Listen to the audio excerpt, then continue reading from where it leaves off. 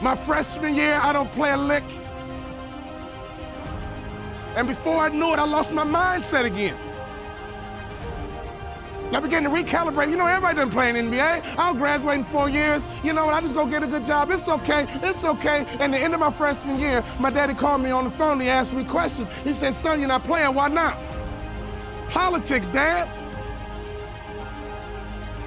It's political. My father asked me a question. He says, how did your coach get paid, son? I said, Dad, he gets paid to win. He says, okay, son, if your coach gets paid to win, won't he play the players to give him the best chance to win? He said, son, you got recruited, you took all your visits, you chose Minnesota. You took your time and you chose Minnesota. You told me that you're gonna turn that program around. You told me you're gonna graduate in 4 years. You told me you're gonna make more money in business than you did in sports. One of the core values of our training and development called family was accountability.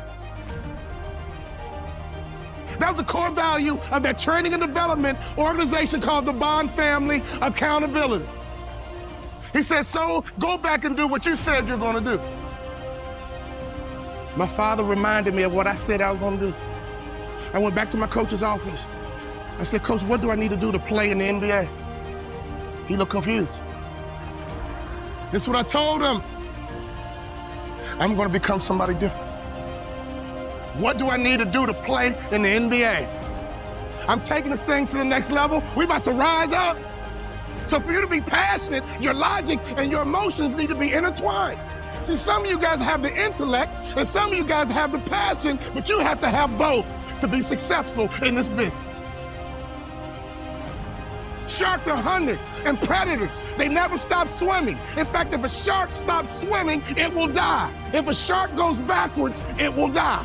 Think like a shark, act like a shark, and behave like a shark. Can I ask you a question right now? Can I ask you a real question? Not your neighbor, I'm talking to you. What kind of student are you right now in life?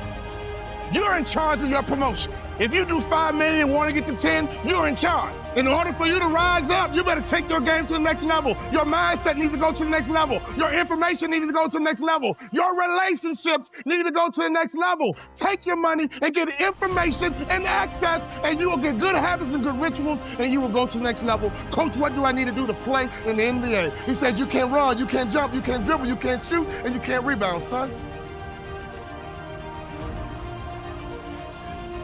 Next year, I'll be your most improved player. I'm going to think, I'm going to execute, and I'm going to win. I'm going to think, I'm going to execute, and I'm going to win. I'm going to execute what I've been trained to do. I'm connected to a shark. I'm connected to the greatest training organization in the world, and when I get home, I'm going to become somebody different. What do I need to do? You need to have an honest self-assessment about what your weaknesses are. And that's how you get to the next level. My sophomore year rolls around. We go all the way to the Sweet 16, and I'm the top 6 man in the country. I go back to my coach. What do I need to do to play in the NBA? The list got shorter. The next year, we went all the way to the Elite 8. We were 1 shot away from the Final 4, and I was the top 6 man in the country. I carved out a niche. And that's what impact players do. They make their community better. They make their city better. They make their town better. They make realtors better. Be an impact player, and anyone in your life, if they need a shark, you become their shark.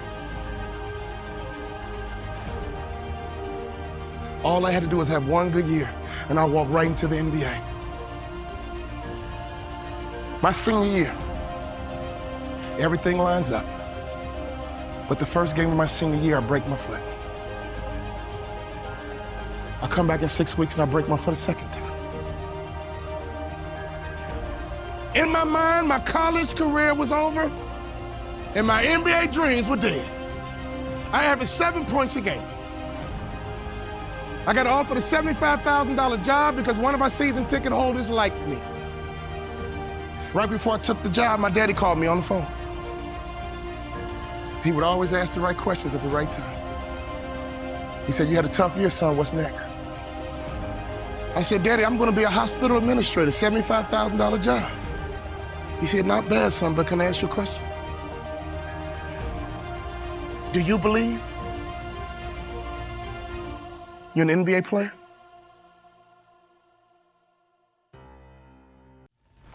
come on now, Dad. I only average 7 points a game, Dad. We're not like these other black families that just need basketball, Dad. We're educated, Dad. We're not dependent on basketball, Dad. We're balanced, Dad. We're educated, Dad. I got a $75,000 job, Dad. Do you believe, son? He was checking my mindset. He was checking to see, was I thinking like an A student? Or was I falling back into that C mindset? Do you believe you're an NBA player? I said, yeah, Dad, I do. He said, well, go for it, son, but Dad, I never started in college, but. My father said, you told me, son, that you're gonna turn that program around and you did it from the bench, son. You told me you're gonna graduate in 4 years, son.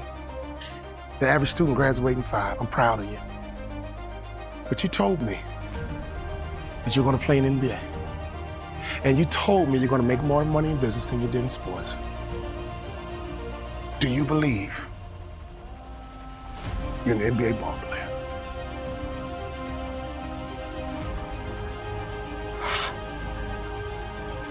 I do, Daddy. Go for it, son. Go for it. I go back to my coach's office, and I said, Coach, what do I need to do to play in the NBA? He teared up. I teared up. He said, I'll be honest with you, son. When I recruited you, I heard you was a mama's boy. But you're not. In fact, you're one of the toughest players I've ever had. I'm a Hall of Fame motivational speaker. I go all over the world running my mouth. But he gave me the greatest compliment I've ever received. He said, you're just like your daddy.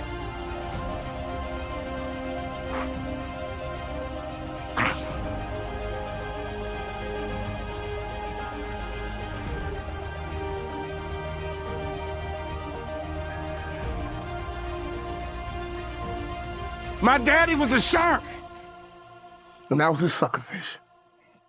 But that moment was my opportunity to turn into a shark myself. If you hang around sharks long enough, it will transform your mindset, and I promise you, you will be like a shark. You will think like a shark. And you can't go backwards, and if you stop swimming, you will die. Brian Buffini, he can't go backwards, and if he stops swimming, he will die. So ladies and gentlemen, you're connected to the right shark. All you need to do is be a good suckerfish. Success is all around you. Just pay attention. Every time you leave a business meeting, consciously and subconsciously, that person will be briefing you. Are you likable? Do you brighten up a room when you enter, or do you brighten up a room when you leave? Are you good with people? And don't you ever be a seraph parasite, which means don't you ever come to this conference and go back home and do nothing. And then claim, oh, I tried and it didn't work. No!